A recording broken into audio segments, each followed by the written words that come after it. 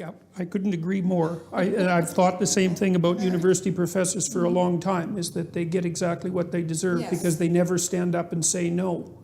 And the fact that in the United States, it's not quite as bad in Canada, I wouldn't say, but the fact that the students have been essentially handed a bill of indentured servitude here for their student loans is absolutely beyond comprehension. You know, it seems to me that the bureaucracy has basically conspired to determine how to pick the pockets of the students' future earnings, right? And they do that by offering them an extended adolescence with no quality control, something like that. So it's a real bargain with the devil. And a total abandonment of any kind of education, actually, in history and culture.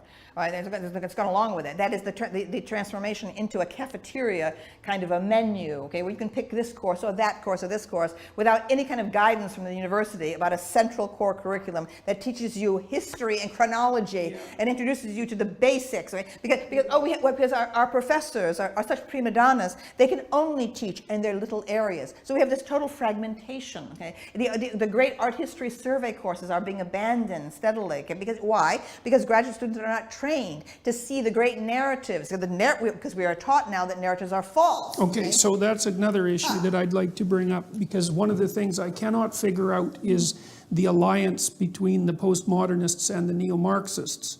I can't understand the causal relationship there, because tell me if you disagree with this, okay? Because I'm a psychologist, not a sociologist, and so I'm dabbling in things that are outside of my field of expertise, and there is some danger in that. But the central postmodernist claim seems to me that because there's a near infinite number of ways to interpret a complex set of phenomena, which actually happens to be the case, that you can't make a case that any of those modes of interpretation are canonical. And so if they're not canonical, if that canonical element isn't based in some kind of reality, then it serves some other master. And so the master that it hypothetically serves for the postmodernists is nothing but power, because that seems to be everything that they believe in. They don't believe in competence. They don't believe in authority. They don't seem to believe in an objective world, because everything is language mediated. So it's an extraordinarily cynical perspective that because there's an infinite number of interpretations, none of them are canonical, you can attribute it everything to power and dominance. Okay, so does that seem like a reasonable summary of the postmodern? Yes, exactly. Okay. So it's a radical relativism. Okay, it's a radical relativism. Now, but the strange thing is, and so what goes along with that is the demolition of grand narratives. And so that would be associated, for example, with the rejection of thinkers like Jung and Erich Neumann, because of course they're foundational thinkers in relationship to the idea that there are embodied grand narratives. That's never touched. But then, despite the fact that the grand narrative is rejected, there's a neo-Marxism that's tightly allied with postmodernism that also seems to shade into this strange identity politics. And two things. I don't understand the causal relationship there. Like the skeptical part of me thinks that postmodernism was an intellectual camouflage for the continuation of the kind of pathological Marxism that produced the Soviet Union, and that has no independent existence as an intellectual field whatsoever. But I still can't understand how the postmodernists can make the no grand narrative claim, but then immerse themselves in this grand narrative without anyone pointing out the evident contradictions. Like, I don't understand that. So what do you think about that? Well, I can only speak about literary professors, really, and they seem to me, almost universally in the U.S., to be very naive. They seem to know nothing about actual history, political science, or economics. So it's simply an attitude. They have an attitude.